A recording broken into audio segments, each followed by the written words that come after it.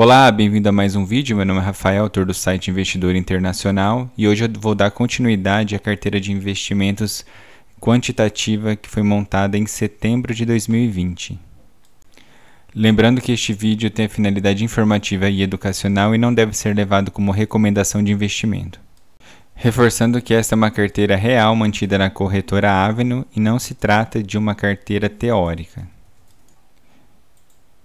Recapitulando como a nossa carteira é montada, é uma carteira composta exclusivamente de ETFs, tendo o universo de investimento com 9 ETFs representando classes de ativos diferentes. Dentre esses 9 são escolhidos apenas 3 ETFs por mês. O primeiro critério de escolha é o retorno relativo em 3 e 6 meses e o segundo critério é a volatilidade. O critério de retorno relativo ele tem um fator positivo, ou seja, quanto maior o retorno, melhor, mais pontos aquele ETF tem. E o segundo critério é negativo, quanto maior a volatilidade, menos pontos o ETF tem. Então, ele favorece empresas, ou no caso ETFs, que têm um bom retorno relativo e baixa volatilidade. Dentre os 9 ETFs, esses são os 5 primeiros, né? Tem o ETF que corresponde às large caps, que é o SPLG, né? Que segue o índice SP500. Há um ETF de small caps, que é o Vanguard Russell 2000, que é o VTWO.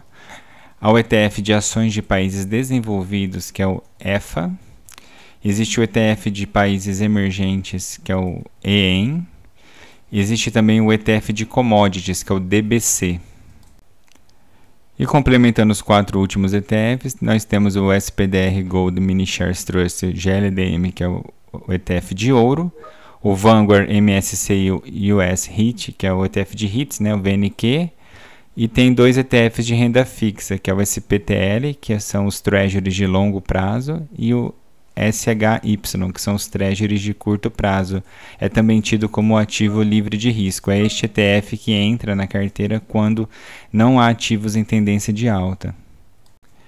No mês de maio, nós tivemos os 3 ETFs, sendo o VNQ, que é o ETF de HIT, o SPLG, que é o de SP500 Large Caps, e o DBC, que é o ETF de Commodities. Em junho, não haverá nenhuma troca, todos os ETFs permanecem os mesmos. Mesmo sem haver nenhuma troca, nós vamos entrar aqui no site da corretora para ver como é que está o desempenho aí da carteira no decorrer desse mês de maio. Tá? Então aqui é o site da Avenue e vamos logar para ver como foi o desempenho durante esse mês.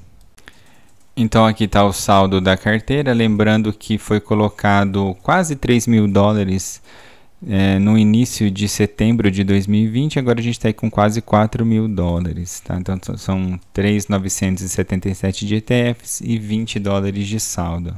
Nenhum dinheiro extra foi adicionado, aquele valor inicial é o que vai ficar em definitivo.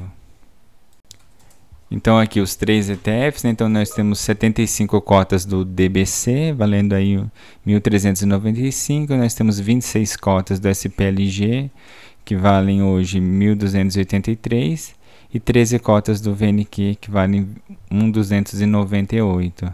Lembrando que esses valores são os do dia de ontem, né? No dia 1º de junho, quando é o dia de fazer, né, a renovação da carteira, no caso de haver alguma troca de ETFs. E aqui nós temos os retornos de abril dos principais índices de ações da carteira. Né? O SP500 subiu 0,55, o Dow Jones subiu 1,93 e a Nasdaq caiu 1,26. E a estratégia quantitativa rendeu 1,77%, um desempenho muito bom. Claro que um desempenho de um mês só não faz muita diferença, então é importante acompanhar o retorno de mais longo prazo, né, desde o início da estratégia. Então aqui nós temos o desempenho desde o início da carteira, né, no fim de agosto, início de setembro. Então a carteira acabou começando aí no negativo, né, mas se recuperou em novembro e foi um pouquinho estável, né, que é uma queda bem leve aí em março, e recuperou nos outros meses de abril e maio, teve um retorno positivo. Então até o momento nós temos um retorno positivo aí de 33,74%, enquanto o SP500 no mesmo período subiu 20,11%.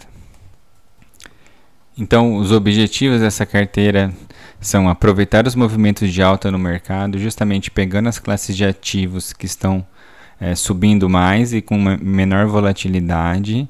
O outro objetivo é proteger em movimentos de baixa, ou seja, quando nenhum dos ativos, nenhuma das classes estiver em alta, é investido no ativo livre de risco, que são os treasuries de curto prazo. Né? O objetivo também tem um rebalanceamento mensal, ou seja, você só precisa olhar uma vez por mês.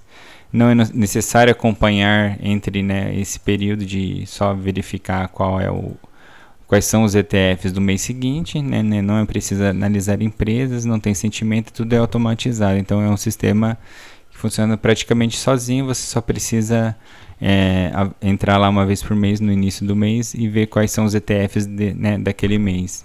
Se tiver alguma troca, vende o ETF que sai, compra o ETF que entra, e se não houver troca, não precisa fazer nada. E não custa lembrar, se você gostou do vídeo, deixe o seu joinha, inscreva-se no canal e ative o sininho para ser avisado dos próximos vídeos. Deixe a sua opinião nos comentários e deixe algumas informações adicionais na descrição do vídeo. Um grande abraço.